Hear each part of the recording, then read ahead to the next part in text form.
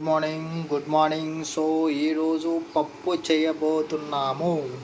ఉలవల పప్పు చేయబోతున్నాం. సో ఉలవలు చాలా హెల్త్కి మంచిది. ఒక్కసారి మీరు గూగుల్కి వెళ్ళేసి ఉలవలు అని తెలుగులో టైప్ చేయండి, ఇంగ్లీష్లో వస్తుంది. మళ్ళీ ఆ తర్వాత హార్స్ గ్రామ్ అంటారు కదా, హార్స్ గ్రామ్ అని ఇంగ్లీష్లో అంటారు. సో ఈ ఉలవల్ని తినడం వల్ల మన బాడీకి చాలా మంచి బెనిఫిట్స్ ఉన్నాయి. ఓకే, సో తింటూ చేస్తూ మాట్లాడుకుందాం. సో ఫస్ట్ వచ్చేసి ఉలవలు ప్లస్ పచ్చిమిరపకాయలు రెండు కలిపి వాటర్ క్వాంటిటీ 1:6 రేషియోలో, నేనైతే 1:6 రేషియోలో తీసుకున్నాను. ఒక కప్పు ఉలవలు వేస్తే 6 కప్పులు 6 కప్పులు వచ్చేసి వాటర్ వేసాను. సో 1:6 రేషియోలో వాటర్ తీసుకోవాలి. సో ఫస్ట్ దీన్ని ఇలా అయిపోయిన తర్వాత బాగా ఉడికేసిన తర్వాత పచ్చిమిర్చి ఆనియన్స్ దాంట్లో వేసేయాలి. బాగా ఉడికిన తర్వాత లాస్ట్లో వేసేసి పసుపు ఉప్పు లాస్ట్లో వేసేసి బాగా ఉడికించిన తర్వాత చింతకాయ కూడా వేసేయచ్చు. చింతకాయ మర్చిపోయినాము, చింతకాయ కూడా వేసేయాలి. అన్నీ ఉడికిన తర్వాత మళ్ళీ దించేసి పప్పు గుత్తితో మనము బాగా క్రష్ చేసేయాలి. క్రష్ చేస్తే మనకు పప్పు రెడీ అయిపోతుంది, ఉలవల పప్పు. ఓకే, ప్రాసెస్ ఇది. నెక్స్ట్ అయిపోయిన తర్వాత ఎలా ఉందో చూసి చెప్తాను. ఓకే, ఆర్గానిక్ బ్యాచులర్స్ ఏం చేసుకుంటాం, ఉన్న వాటిని సర్దుకొని తింటాం. ఓకే, సో ఇందాక బాగా ఉడికిపోయింది. ఒక 20 మినిట్స్ బాగా ఉడకపెట్టాను పచ్చిమిర్చి అలాగే ఉలవలు. ఆ తర్వాత టమోటా, ఎర్రగడ్డ, లైట్గా పసుపు ఉప్పు కూడా వేయడం జరిగింది. సో వేసి ఇది ఒక 5 to 7 మినిట్స్ బాగా బాయిల్ అయిన తర్వాత ఆ తర్వాత చింతకాయ వేసామంటే కన్నా మనకు రెడీ అయిపోద్ది. మళ్ళీ ఆ తర్వాత చల్లారిన తర్వాత పప్పు లైట్గా వేడిగా ఉండగానే పప్పు గుత్తి దుద్దేసామంటే it will be tomato super bumper.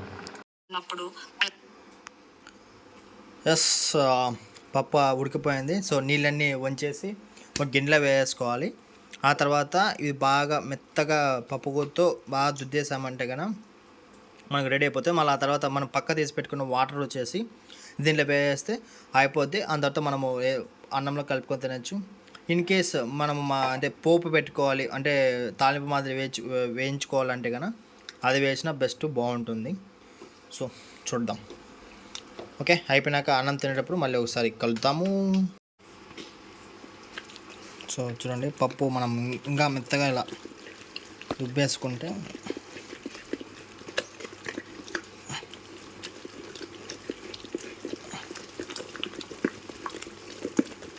బాగా నున్నగా మెదిగేట వేసుకుంటే సరిపోద్ది అనమాట.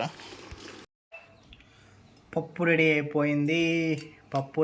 ఇంకా పప్పు వేసేయడం. సో మ్యాక్సిమం ఏంటంటే మనం తినే రైసు, మనం తినే కూర క్వాంటిటీ అనేది ఈక్వల్గా చూసుకోవాలి. ఈక్వల్గా ఉంటే బెస్ట్. అంటే నాకు చిన్నప్పటి నుంచి మా నాన్న అలవాటు చేసింది. ఎందుకంటే అది నాకు ఎలా అలవాటు చేసేది, కానీ నేను కూర ఎక్కువ తింటాను అనమాట. బట్ నేను సైంటిఫిక్గా తెలుసుకుంది ఏంటంటే కన్నా కూర ఎక్కువ తినడం వల్ల మన డైజెషన్ కూడా బాగవుతుంది. ఓకే, సో రైస్ ఇది మధ్యాహ్నం కూడా ఇదే చిన్న కప్పుకి రైసు, ఆఫ్టర్నూన్ కూడా అదే. మళ్ళీ పప్పు 2 టైమ్స్, అంటే డైలీ నేను 1 time or 2 times, that's it, అంతే తినేది. అది ఏంటంటే నాకు ఎక్కువ 3 పూటలు తిన్నామంటే నాకు కొంచెము లేజీగా ఉంటానని అనిపించింది. సో దానివల్ల నేను గత 4 మంత్స్ నుంచి నేను only 1 time or 2 times, that's it, అంతే తినేది. ఓకే, నెక్స్ట్ వీడియోలో ఏదో ఒక కూరతో ఏదో ఒక టాపిక్తో మళ్ళీ ముందుకు వస్తాను. నేను మీ గణేష్ తెరంగుల, ఆర్గానిక్ బ్యాచులర్. సో డెఫినెట్గా సబ్స్క్రైబ్ చేసుకో, ఎంజాయ్ చేసుకో, నవ్వుకో, కానీ సబ్స్క్రైబ్ చేసుకో మాత్రం మర్చిపోవద్దు. మీ ఫ్రెండ్స్తో షేర్ చేసి హెల్తీగా ఉండు, హ్యాపీగా ఉండు. హ్యాపీ దివాళీ.